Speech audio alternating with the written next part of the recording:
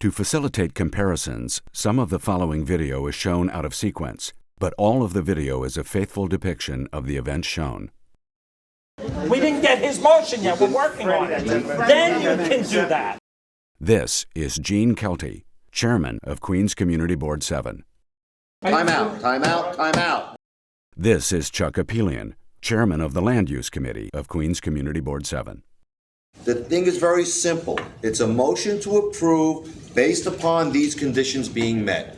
End of story. It seems like, in all due respect, that you're bending over backwards to vote approval of something that doesn't make any sense. I'm going to vote yes, and if they don't come back next Monday and say we accept all of this, I'm voting no. Put in the sanitary sewers, the storm sewers, and so on, and it'll be a thriving commercial area. So I'm voting against this. You voted yes in committee and didn't say any of these I'm concerns. changing my vote. But you didn't even express anything. Why? Okay, it doesn't matter. Excuse me. That's not a vote. That's not a vote. If nobody seconds his motion, it doesn't go forward. I second it. Nice. Now we're going to have to do two votes. The use of eminent domain. When have you finished your good faith negotiation? When only 10% you've reached agreement with? Or when you reached agreement with 50%? I am appalled that EDC doesn't get to answer these questions from board members. The question is directed to the City of New York. The EDC should respond. For you to answer someone's question is not fair to the person who asks it, nor to EDC. Excuse me, Councilman, this is my meeting. The chair controls I'm the meeting meeting. too. I'm also ex-official member of this board. That's true. This motion came up in committee, and you said if the city didn't comply with all of these things that you put in there, What is the motion? You have to read the motion so we know we're voting on it. If I'm going to vote on a motion, I ought to be able to read it in hoc verba. I'm ready to retire. You're going to have to finish it up, please. 1 minute, sir. You're going to have to finish it up. We No, don't no. have more minutes. No, I'm sir. sorry. I am Sir. one of the. No, sir. No, Sir. I will not. I refuse to go. Just finish. I refuse to go. I refuse to go. You can throw me out if you want. We have a recommendation, Board 7, and it says to approve it with these conditions. If they don't meet our conditions, then that means it's a no.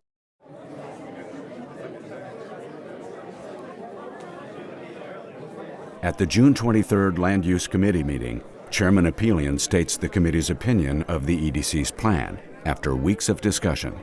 The truth of the matter is, and I said this before, I'll say it again, if they were coming with this specific plan to be approved today, the answer would be no.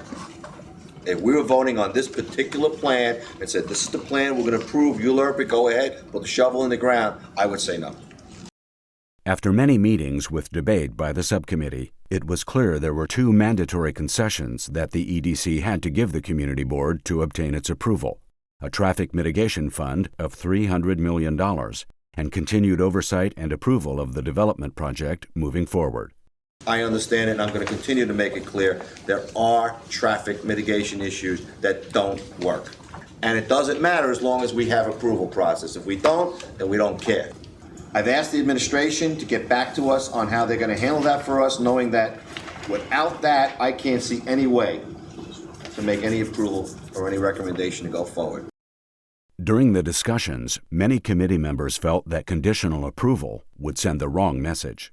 Wouldn't the motion be more correctly put, we have fully, based upon the vote, we basically disapproved of it based upon the following? The only way anything has been acted on upon is a positive recommendation, not a negative. Once you say disapproval, the rest of the plan doesn't even get read. Yeah. But if it's, Why if can we it's, not if say it's just, disapproved if it's, can I finish? as presented? Can I finish? Can I Well, finish? but that's what you're basically saying. But hold on. Time out. Let's not get caught up in these technicalities so that we can kind of, in everybody's mind, go on your own fine line to feel your conscience is okay. The thing is very simple. It's a motion to approve based upon these conditions being met. End of story. So in other words, you make these recommendations to the planning board. Right. If they don't adopt them, then you're against the project. Well, that's what we're saying. That's without a doubt. But to be very clear, yes, we're saying that we're only approving this with these stipulations. We're not saying to cherry pick it. We're not asking that it be approved without it. We're saying that this is the only way the condition is approved. And without that, then it would be a negative. Correct. That's exactly correct. I don't like the project the way it is. Chuck has some good ideas. Normally, at a meeting, we turn to the owner and say, you gonna agree with this? If he does, we vote for it.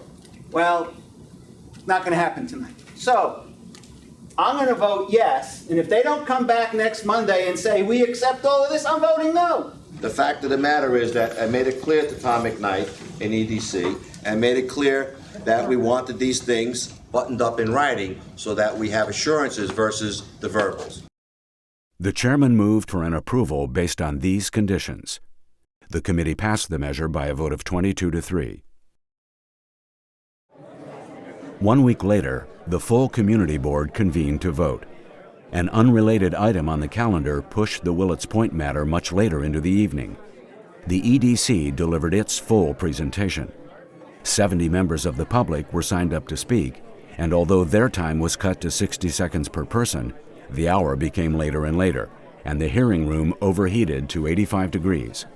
With the board growing impatient and time running out for the vote, only then, near midnight, and after the public's time for comment had ended, did Apelian finally step to the podium to deliver his committee's report and what he touted as the solution to the committee's concerns.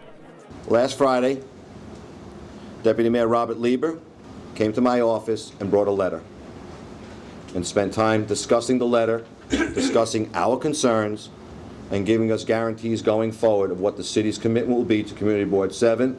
The fact that we've gotten so many concessions, and I'll read this letter in a minute, is pretty terrific for a community board to get on a project at this level. As per your discussions with EDC, the mayor's office staff, the city, EDC, DCP, we will all work to advance the following initiatives. This is the key to it all, folks. You will now see a side-by-side comparison of what the committee recommended and what Lieber's letter actually promised. You've also heard about the mitigation fund, which we've asked for. And we made it clear that we wanted 10% of the project cost in their budget. I know that last week they came to us with $5 million as an establishment. We made it loud and clear to them. We want more. Without that money in place, that's a problem. You don't mitigate 60 acres and change it and not affect the rest of the community and then say, oh, we'll deal with it later. It ain't gonna happen. This is the time it's gonna happen. They put the dollars there now. This is when the squeaky wheel gets the oil. An infrastructure and a traffic mitigation fund will be established, requiring the developer to put $5 million into an interest-bearing escrow for traffic or infrastructure impacts that may be a result of the Willets Point redevelopment. Any additional contributions to this fund will be addressed after the developer has been selected. Listen to that sentence again. Any additional contributions to the fund will be addressed after the developer has been selected. That's telling me it's not going to be just $5 million.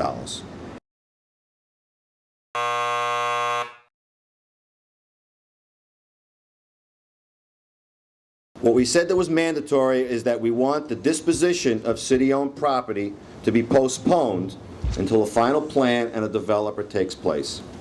Once they are chosen, we want the ability to have CB7 and the Queensborough Board give input and give final approval. That's been agreed to in principle. We will work with the City Council to arrive at a process for post-ULURP oversight. The Community Board will be part of that process. We've made it very, very, very clear to the administration that CB7 must be involved with anything that goes forward at this process on an approval basis, not on an advisory basis, in the sense that they wanted to just set up a task force that would meet quarterly.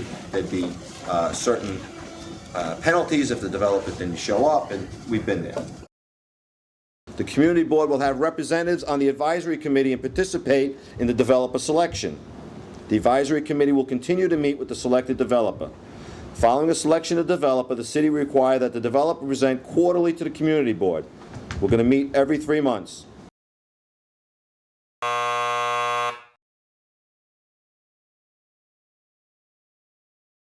We've discussed the parking, and as much as they've gone through the zip cars and the shared parking and everything else like that, I don't think this board has ever been supportive of anything less than 100% parking. We asked for a parking requirement to be increased to 100%. It's understood, but that part's unresolved.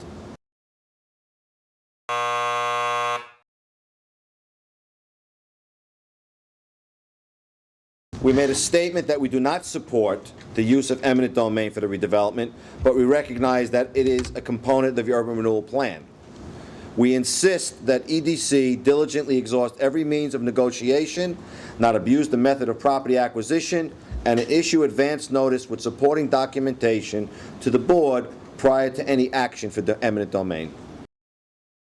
Only after every reasonable effort has been made would the city seek other options to ensure timely completion of the proposed redevelopment project, and importantly, the city would also be legally required to conduct public hearing before pursuing this option.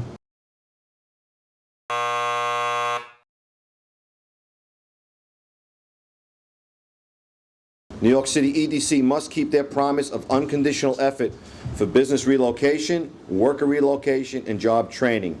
That's been agreed to. EDC is fully committed to a workforce assistance program to help displaced Willets Point workers transition to new jobs. But no mention of relocation.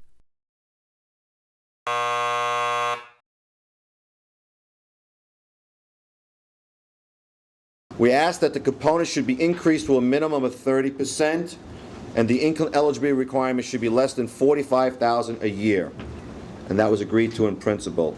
Half of the component will be designated for senior affordable housing. Agreed. The city is analyzing affordable housing scenarios beyond the 20%, including senior component. The city did agree to include two of the committee's recommendations, a K-8 school and continued pursuit of LEED certification. I just want to say that it's not every day that any community board gets a letter like that. I'm not trying to brag, but what we got at this level, at this point, and going forward was pretty terrific. Apelian praised the letter as a major achievement for the board, but it is now clear that Lieber's letter did not accept a majority of the committee's conditions. Because board members were not provided a copy of Lieber's letter, it was difficult to question Apelian's characterization. Discussion of the letter was further suppressed by the late hour and Chairman Kelty's need to conclude the session. No, I don't want any more. Let's get Peter's motion, and then we're moving it. No, we're already up to 12:30. I told him we'd be out of here by 12. It was clear throughout the board's discussions that the project was unacceptable without concessions. The truth of the matter is, and I said this before, I'll say it again, if they were coming with this specific plan to be approved today, the answer would be no. Even with heavy conditions attached, the full community board passed the measure only by a very narrow margin. Those who voted in favor may have believed they had achieved their goals through Robert Lieber's letter, but it is now clear that the EDC did not accept many of the board's mandatory conditions. That being the case, Chairman Gene Kelty summed up the board's position. We have a recommendation, Board 7, and it says to approve it with these conditions. If they don't meet our conditions, then that means it's a no. As you heard, it's a no.